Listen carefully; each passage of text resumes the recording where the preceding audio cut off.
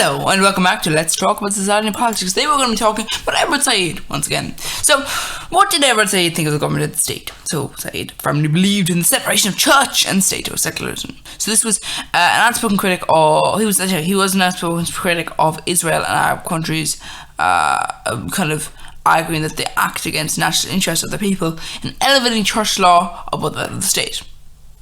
Now, I wouldn't actually say it could just be against Israel and Arab countries. I think quite a few Catholic and Christian countries, no, not Catholic specifically, but Christian countries, do put their church law, slightly, just not maybe as much, but up there enough, I'm not naming any names, but America, you just do be aware that sometimes you can't just be like, well, if this is in the Bible, then there. I mean, Bible, just saying. Anyway. I'm not saying it, he is.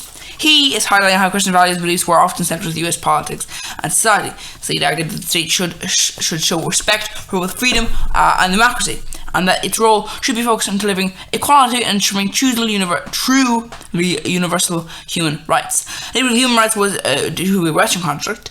He saw Western government imperialism and foreign economic expansion as a catalyst for division conflict.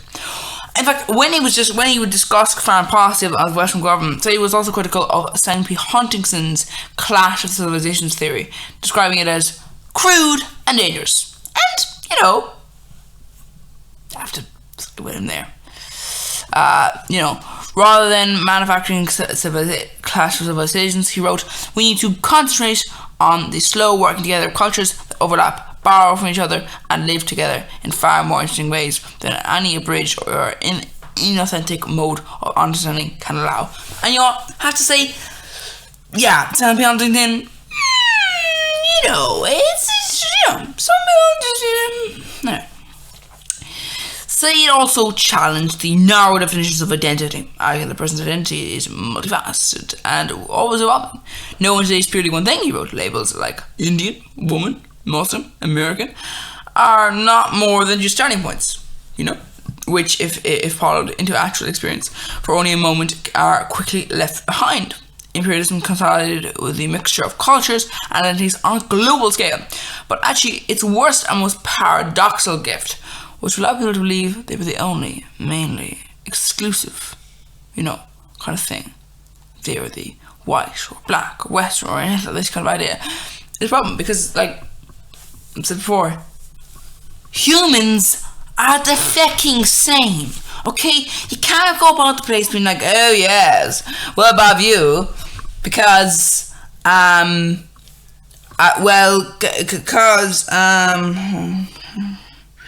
why are we above them again? We are. Yeah. We just are, No, you're not though. Well, humans are pretty basic. Pretty much all the same. So he'd argued that Western societies viewed the Orient in demeaning stereotypes, which allowed people in the West to convince themselves that they were superior, therefore entitled to dominate and civilize the other in the name of Western imperialism and colonization. So Arabs, for example, are thought of counteracting terroristic, hawk-nosed, venal etchers who undeserved wealth is an affront to real civilization, which is, kind of problematic because it's wrong. It's very wrong. He also added that always their election, the assumption that although a Western consumer belongs to a numerical minority, he's entitled to either own or expand the majority of world resources. And why is that? Because he's a true human being, which is, once again, problematic. I mean, realistic humans are supposed to, do what every other animal does, and it's, do work for themselves. The whole purpose of money is because, I'm not skilled at this, so you can do the job, and I can just do more of the job that I can do than I would ordinarily do, and then in return I can get resources for that. And it's but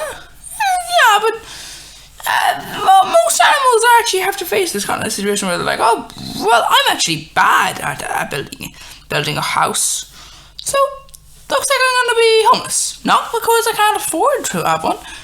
No, it's just because, if you're tasked with building your own home, I think you'll find many people will fail. Which is interesting. Like, if you said no one will build homes, you build your own home. No one else. No.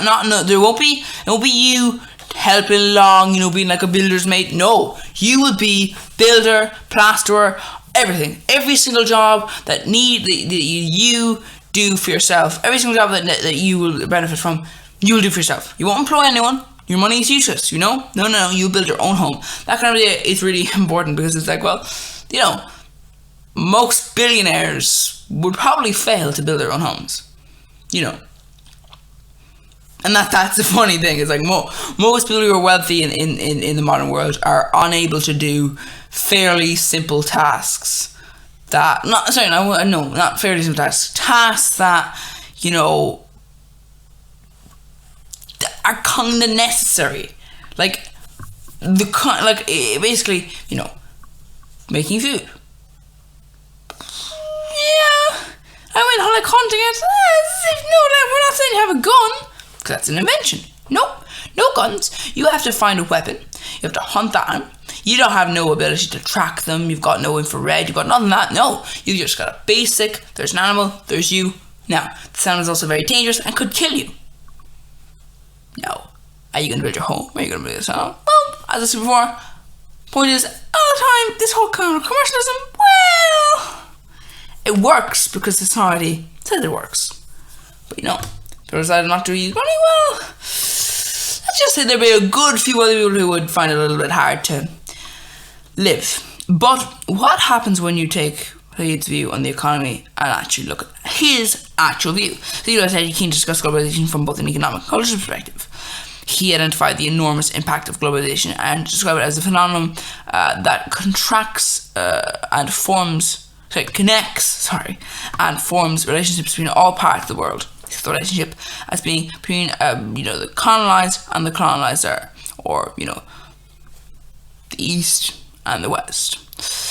So he also saw globalization and Orientalism as connected with Western economic policy, political and military institutions. Governments, is deemed to be products of capitalism, imperialism, and colonialism. There's a divide not only between West and East, and also them and neutrality, but also between global and local. Even though the term globalization was not actually in common use until the 1970s, he saw the global economy leading to the spread of capitalism and consumer culture. As globalization, which he wrote, was a system by which small financial elite expands its power over the whole globe.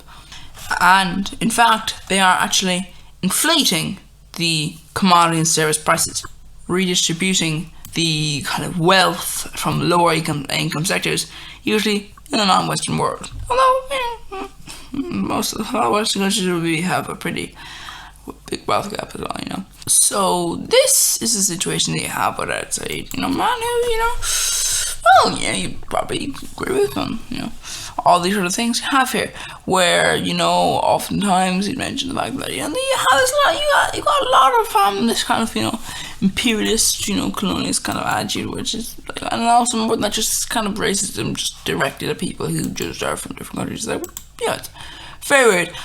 Anyway, what about some of the other people? What about all those other people out there? All those other people. What are they doing? What's the scenario they're in? What are all those things? Well, what is the situation with politics and society? Well, we'll be discussing all of those things in the next video, or some of them at least. Please do join us then. If not, well, we've got loads of other videos to watch, and you can also subscribe to the YouTube channel. That would help a whole bunch, by the way. If you want to subscribe, that would, or just viewing all the videos would also help a whole bunch. You have this idea where it's like, viewing all the videos doesn't help. It does, yeah. It helps out a great deal.